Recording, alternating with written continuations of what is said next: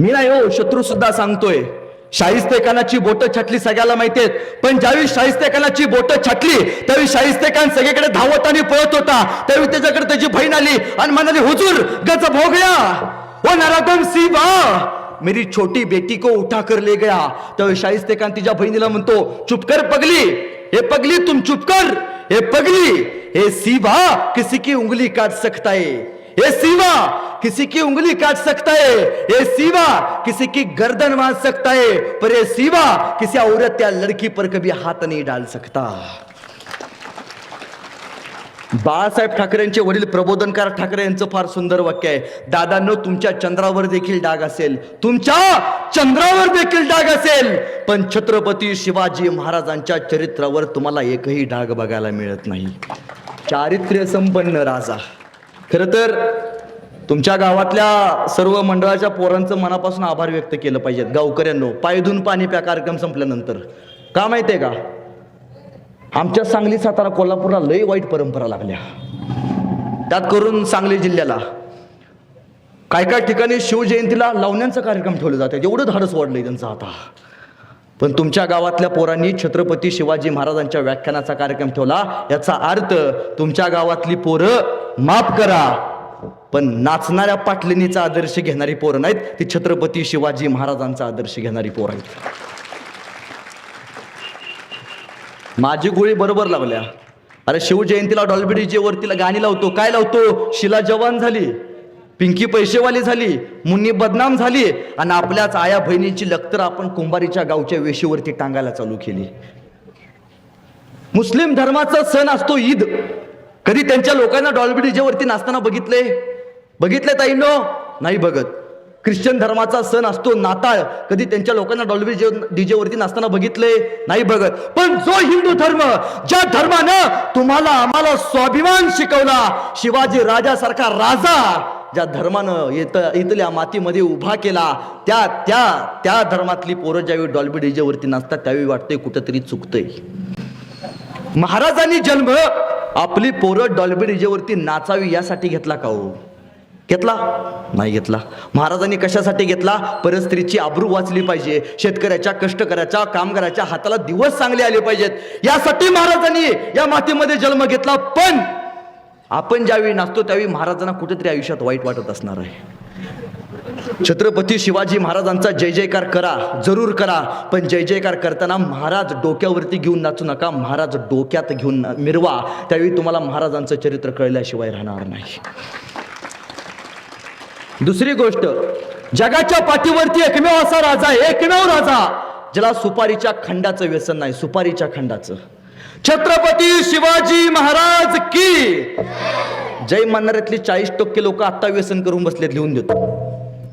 ती पण सुदर्शन शिंदेच्या कार्यक्रमाला. एवढं धाडस येतो कुठनं रे तुमच्यातनं? अरे ज्या तोंडून आपण शिवाजी राजाचं नाव घेतो, ज्या तोंडून आपण संभाजी राजाचं नाव घेतो, त्या तोंडून व्यसन करावं. पोरांनो, व्यसन आणि फॅशन करून तुम्हाला मिळतं तरी काय? व्यसन आणि फॅशन करून तुम्हाला मिळतं तरी काय? स्वतःच्या याचं एकदा काहीतरी मिटवा दादांनो, व्यसन आणि फॅशन करून तुम्हाला मिळतं तरी काय? चुकीच्या गोष्टीमध्ये स्वतःचा घालू नका पाय. जर तुम्हाला योग्य वागता आलं तर तुम्हीच्या देशाचे ज्ञानोबा राय, तुकोबा राय आणि छत्रपती शिवराय, छत्रपती शिवराय. फक्त इथं बसून टाळ्या वाजवायच्या आणि कार्यक्रम सुटला की तंबाखू म्हणायचं असलं काय करायचं नाही. म्हणजे बाप अख्या घरात सुविचार लिहून ठेवतो, व्यसन करू नये, आणि संध्याकाळ झाली बापच पोरला सांगतो, जा जरा चुलीवरून सिगरेट पेटवून आण. बरं ते बेना असे ते जणू काय शिवजयंतीची ज्योत घेऊन आले या. म्हणजे नगरला एका ठिकाणी कार्यक्रम होतो. कार्यक्रम संपल्यानंतर एक माणूस माझ्या पैशाला आला, म्हणला, दादा तू नेहमी सांगतोस स्त्रियांनी पुरुषांसाठी हे केलं, बरोबर आहे, तू नेहमी सांगतोस छत्रपती शिवाजी महाराजांनी उभ्या आयुष्यात कधी व्यसन केलं नाही. मी म्हणलो बरोबर आहे, मग मला एका वाक्यात पटवून सांग. मला दारू बाद असते, मी आजपासून सोडली. मग ठीक आहे म्हणलो, 2 काचेचे ग्लास आण. बेनाला लगेच 2 काचेचे ग्लास आणले. मी म्हणलो एका ग्लासमध्ये दारू टाक, त्याने एका ग्लासमध्ये दारू टाकली. मी म्हणलो एका ग्लासमध्ये पाणी टाक, त्याने एका ग्लासमध्ये पाणी टाकलं. दादानो, ज्या ग्लासमध्ये दारू होती त्या ग्लासमधल्या किड्या मुंग्या मेल्या होत्या, आणि ज्या ग्लासमध्ये पाणी होतं त्या ग्लासमधल्या किड्या मुंग्या जिवंत होत्या. मी म्हणलो बघ बाबा, दारू पेल्यामुळे किड्या मुंग्या मेल्या, आपण माणसं आहोत. म्हटलं मला समजलं. म्हणलो एखादं तरी बेनं सुधारलं.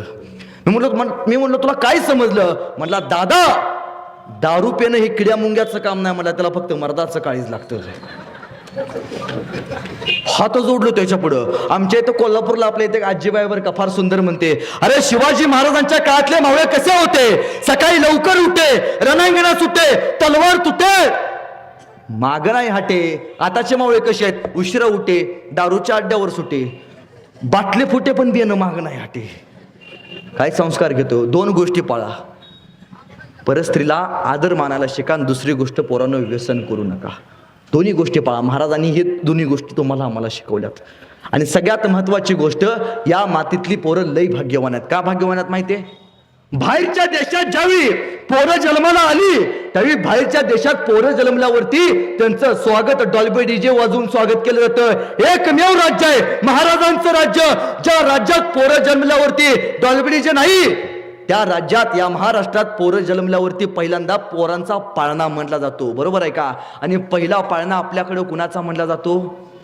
शिवाजी महाराजांचा म्हणला जातो. अरे आपल्या जन्मावेळी महाराजांच्या नावानं स्वागत होतं आणि मरताना राम नाम सत्य हे प्रभू श्री रामाच्या जयघोषात आपल्याला अनंतात विलीन केलं जातं. एकमेव राज्य महाराजांचं राज्य. या महाराजांच्या राज्यात मिर्झा राजे जयसिंह नावाचा एक सरदार आला होता. त्या मिर्झानं खुले आमरात छळायला सुरू केली. अरे बघावा तिकडे रक्त रक्त रक्त. अरे एखादा सरदार जायचा, माय माऊलीच्या अंगातलं वस्त्र काढायचा, तिची नंगी नाच या मातीमध्ये तो करायचा. राजे व्याकुळले. एका राजाला वाटला नाही आपला मतदारसंघ वाचवावा. महाराजांनी तह करायचा ठरवला आणि या मिर्झाला महाराजांनी 23 किल्ले बहाल केले. महाराजांकडे उरले फक्त 16 किल्ले. या 16 किल्ल्यांच्या जीवावरती महाराजांनी सगळी म्हटले संपले, आता काय नाही या माणसाकडं. अहो ज्या माणसानं राणा वनातल्या शेतकऱ्यांच्या, कष्टकऱ्यांच्या, कामगारांच्या पोरांच्या हातात समशेरी दिला आणि त्यांना हिंदवी स्वराज्याचं स्वप्न दाखवलं, त्या शिवाजी राजाचं हिंदवी स्वराज्याचं स्वप्न भंगलं, संपलं नाही. 9 वर्षांनी महाराजांचा राज्याभिषेक झालाय. राज्याभिषेक शके नोंद आहे. महाराजांकडे 365 किल्ल्यांचं साम्राज्य. किती किल्ल्यांचं? 365. तर व्हायच्या अगोदर महाराजांकडे किती किल्ले होते? 16. 9 वर्षात घराचा दरवाजा बदलायचा होत नाही. महाराजांनी 365 किल्ल्यांचं साम्राज्य उभा केलं. सगळे म्हटले काय नाही, डोक्याची केस उपडून घेईल राजा, मरण विष पिऊन राजा. पण महाराजांना माहिती होतं राखेतून पेटून कसं उठावं, साम्राज्य परत नव्यानं कसं उभं करावं. महाराजांचा तह झाला. उभ्या आयुष्यात महाराज 2दा रडले. उभ्या आयुष्यात महाराजांच्या डोळ्यात पाणी फक्त 2दा आलं. पहिल्यांदा स्वराज्यातला प्रत्येक मावळा शरणागती गेल्यानंतर आणि दुसऱ्यांदा महाराजांनी तह केल्यानंतर. महाराजांनी तह केला. महाराज राजगडावरती. त्यावेळी एक सरदार महाराजांच्या घोडशाळेत काम करायचा. त्या सरदारानं बघितलं, अरे राजा, शिवाजी राजाच्या डोळ्यात पाणी आणले. कोणी आणलं? त्या मिर्झाला आणलं. त्या मिर्झाला असा झोपून देणार नाही. खाली आला 35 वर्षाचा पोरगा, घोड्यावरती बसला आणि घोडा ताणला. गेला मिर्झाच्या छावणीवरती गेला. तलवार काढणार तोपर्यंत मिर्झाच्या सैनिकांनी त्या पोराला गिरफ्तार केलं.